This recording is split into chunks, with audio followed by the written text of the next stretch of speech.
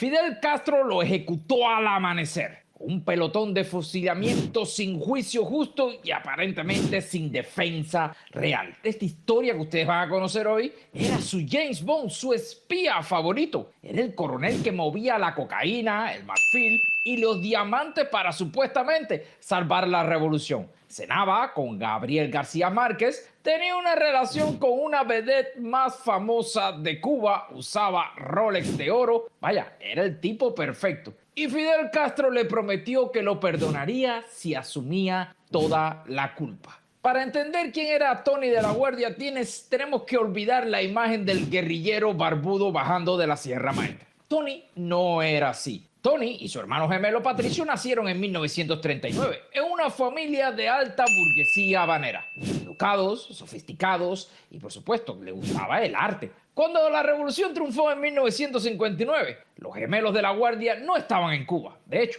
estaban en Estados Unidos.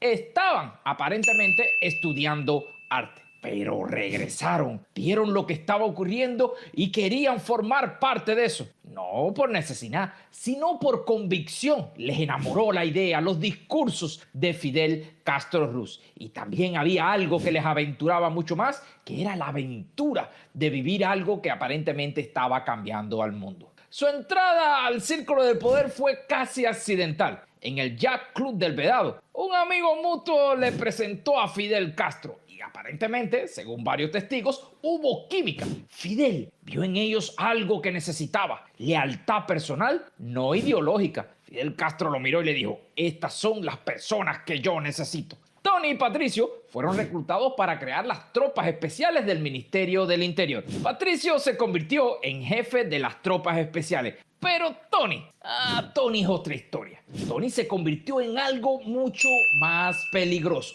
El operador en las sombras. El hombre que Fidel llamaba cuando necesitaba algo que no podía aparecer en ningún documento oficial. Y entonces le dieron el trabajo más importante de su vida: dirigir el departamento MC. Y ustedes se preguntarán, ¿qué carajo es el departamento MC? El departamento que salvaría a la revolución, mejor dicho, a la dictadura cubana del colapso económico. Pero ocurriría algo más, y es que lo hundiría en el narcotráfico, haciendo negocios con todos los capos que había en Latinoamérica. Algo que por supuesto los Estados Unidos de América también estaban vigilando. Muy importante aclarar algo aquí antes de continuar. El embargo económico solamente prohíbe a los Estados Unidos de América comercializar en ciertas y determinadas cosas con la dictadura cubana. Pero sin embargo, la comida y la medicina sí lo pueden hacer si pagan en efectivo. Recordarles también que el embargo económico es solamente para la dictadura cubana, no es para el pueblo cubano. Si el pueblo cubano pudiera ir a comprar directamente, sin intermediarios, a los Estados Unidos de América, lo pudiera hacer. El problema es que la dictadura no permite que el pueblo cubano vaya directamente. Ellos quieren ser los intermediarios. Por lo tanto, el embargo económico está ahí. Embargo económico que se puede acabar muy fácilmente con 3 o 4 demandas que se hacen. Elecciones libres, libertad para los presos políticos y otras cositas más. Es decir, se acabaría rápidamente. Es importante hacer esta acotación porque va a ser importante más adelante en esta historia para que vean que no hacía falta necesidad, es decir, no había necesidad de meterse en el narcotráfico. Tony de la Guardia construyó una red para conseguirlo. Empresas fantasmas en paraísos fiscales, barcos que cambiaban de bandera, como lo que están ocurriendo ahora con Venezuela, porque estaban financiando la dictadura cubana. Operadores financieros en Panamá, Suecia y España. Pero la presión para generar divisa era brutal. La Unión Soviética estaba colapsando, los subsidios se acababan y Fidel Castro necesitaba dólares desesperadamente para poder mantener el estilo de vida que él tenía y para que el pueblo no se le metiera en las calles. Fidel Castro le ordenó que cruzara la línea. Necesitaban divisas, necesitaban dinero y la única opción que tenía era el narcotráfico. Comenzó a ofrecer servicios al crimen organizado, específicamente al cartel de Medellín, el cartel del mismo Pablo Escobar. También Carlos Leder ha confirmado todo esto que ustedes van a escuchar aquí ahora. El trato era simple. Aviones del cartel podían sobrevolar a Cuba sin ser molestados, lanzar cargas de cocaínas en aguas territoriales cubanas y lanchas rápidas desde la Florida recogían la droga. La tarifa, una bobería para el cartel de Medellín. entre 1.000 y 1.500 dólares por kilogramo. Sí, escuchen eso. Se documentaron al menos 15 operaciones de cocaína, toneladas de cocaína y por supuesto millones de dólares que fueron a parar a las arcas de Fidel Castro Ruz, porque la verdad es que nunca se utilizó para el pueblo cubano. Pero aquí está lo que hace esta historia más fascinante. Tony de la Guardia no era un narco común, no era un criminal que se enriqueció. Era un agente del Estado, de la dictadura cubana, que por supuesto vigilaba los intereses de Fidel Castro. Y si Fidel Castro necesitaba dólares, pues había que buscar dólares. Pero por supuesto, él también se beneficiaba. Vivía como un millonario. Tony vivía en Miramar,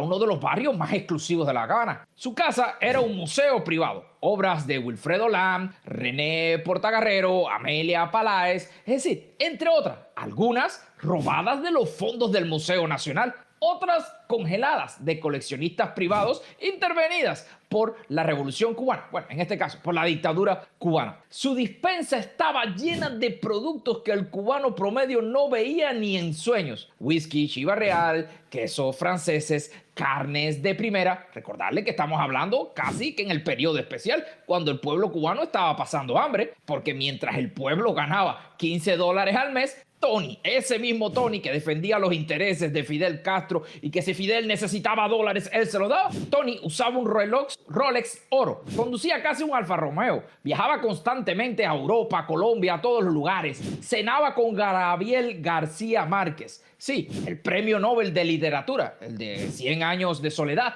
era amigo personal de Tony. Tanto que en 1989, el mismo año del fusilamiento, Gabriel García Márquez le dedicó la novela El general en su laberinto. Vaya, una ironía histórica brutal. Pero Tony no solamente acumulaba artes y lujos, también acumulaba poder. Y entonces conoció a la mujer que se convertiría en el símbolo de su caída. Rebeca Martínez, en ese momento la vedette más famosa de Cuba. Y aquí es donde la historia se vuelve casi una telenovela mexicana. Rebeca Martínez no era una artista cualquiera, era la estrella de la televisión cubana en los años 80. Sus programas de aeróbicos eran los más vistos del país. Su carrera musical la había convertido en un ícono en aquellos momentos. Era como decir la Britney Spears cubana de los años 80. Y Tony de la Guardia la conquistó. No se sabe exactamente cómo empezó la relación, pero según varios rumores cubanos, gente comentando y todo esto, era el secreto a voces más comentados de La Habana. Tony representaba todo lo que Rebeca no podía tener públicamente: poder real, acceso a un mundo de lujo, misterio.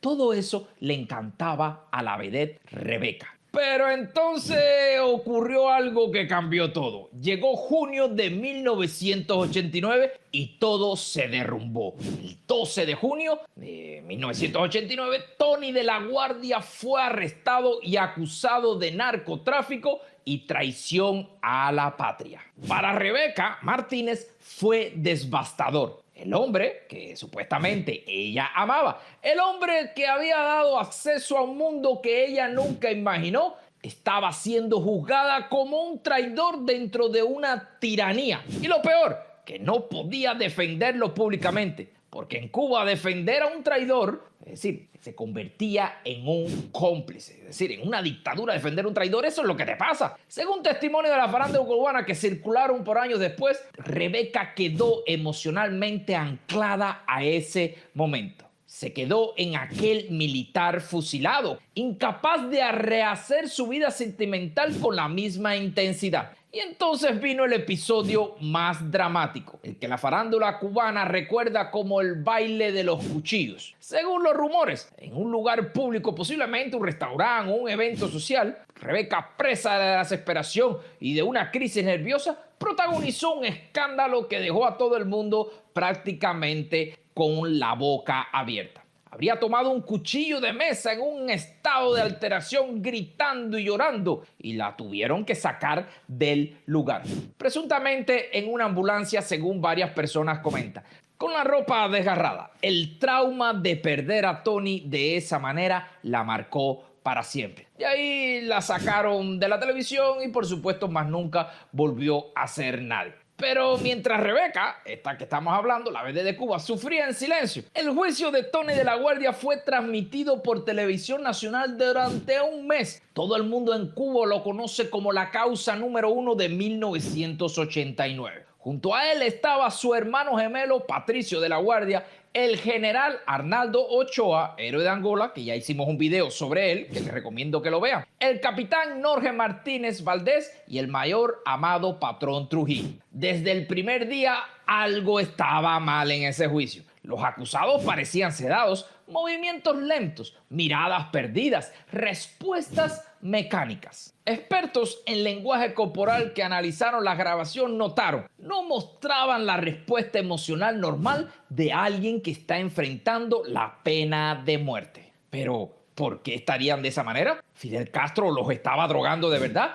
¿Qué era lo que estaba pasando por detrás de bambalinas que los tenía de esa manera? Y era porque creían que no iban a morir. Según el testimonio de Ileana de la Guardia, hija de Tony, hubo un pacto secreto con Fidel Castro Ruz. Recuerden, esto es un testimonio de su propia hija. Ileana relata que Fidel Castro visitó a Tony en su celda de Villa Marista durante 3 horas y le dijo algo que selló completamente su destino. Le dijo así: Tony, esto va a quedar en familia, esto va a quedar entre nosotros, ayúdame a limpiar la imagen de la revolución. Recordarles que Tony tenía ese trauma de que siempre trabajaba en las sombras para limpiarle la imagen a Fidel Castro Ruz y por supuesto limpiarle la imagen a la mal llamada revolución. Tony interpretó esas palabras como una garantía de vida y asumió toda la culpa en el juicio. Si exoneraba al comandante, sería castigado pero no ejecutado. Ese era el pacto secreto que hizo Fidel Castro con Tony.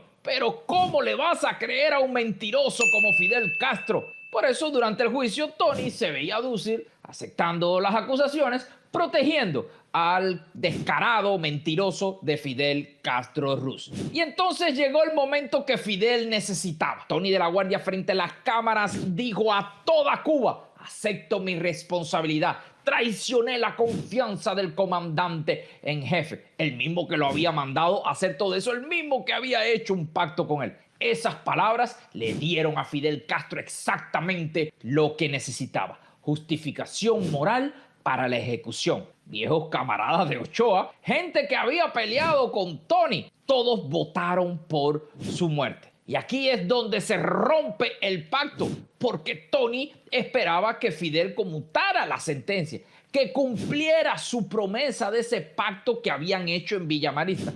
Pero Fidel Castro no cumple promesas. Fidel Castro elimina amenazas, que es completamente diferente. Sabía que si Tony quedaba vivo en algún momento pudiera hablar, y eso no le cuadraba a Fidel Castro Ruz. Tony de la Guardia murió sabiendo que había sido traicionado por el hombre al que había servido toda su vida. Los cuerpos fueron trasladados inmediatamente al cementerio Colón en La Habana. A las familias no se le permitió velar los cuerpos, no hubo funeral, no hubo ceremonia, no hubo nada que pudiera hacer. Y Patricio, el hermano gemelo que sobrevivió, bueno, la historia se pone más misteriosa todavía. Cumplió 30 años de prisión y fue liberado en 2019. Y entonces, ¿qué fue realmente el caso de Tony de la Guardia? ¿Fue un juicio contra el narcotráfico? No, fue una purga política, fue una justificación para limpiar su imagen. Fue la eliminación calculada de hombres que sabían demasiado, que habían hecho el trabajo sucio y que se habían vuelto demasiado visibles. El narcotráfico no fue una operación de Tony, fue una operación de Estado, fue una operación de la dictadura cubana. Lo que pasa es que Tony fue el chivo expiatorio. Vaya, lo mismo que está ocurriendo ahora mismo con Gil, que le acaban de dar cadena perpetua más 20 años. Es el patrón de todas las revoluciones que se convierten en dictadura. Primero devoran a sus enemigos y después devoran a sus hijos. En este caso, sus cómplices. Y por eso es tan importante que esta historia que yo te estoy contando aquí ahora mismo no se olviden para nada. Por eso es que te pido a ti que compartas este video. No por mí, yo estoy tranquilo, sino por todos aquellos que han sido traicionados por la dictadura cubana y que probablemente van a ser traicionados. por la familia de Tony, por el propio Tony que debe estar ardiendo en el infierno, por Rebeca Martínez que está viviendo ese trauma todavía, por Iliana que perdió a su padre por una mentira y por supuesto por los 11 millones de cubanos que siguen viviendo bajo el régimen que ejecutó a Tony por la verdad. Porque la verdad cuando sale los dictadores tiemblan. Y por favor, si quieres seguir descubriendo los secretos de las dictaduras autoritarias que intentan ocultar, te voy a pedir una cosa, suscríbete a nuestro canal de YouTube o síguenos en nuestra página de Facebook. En YouTube, activa la campanita, dame ese like, comparte con la mayor cantidad de personas posible, porque lo que viene en los próximos videos es aún más explosivo. Así que nos vemos pronto por ahí, pero recuerda siempre, la lealtad no te protege de una dictadura, los méritos no te salvan y hasta los supuestos héroes son desechables. Tony de la Guardia lo aprendió de la peor manera. Así que nos vemos en un próximo capítulo de esta serie que estamos haciendo. Chao.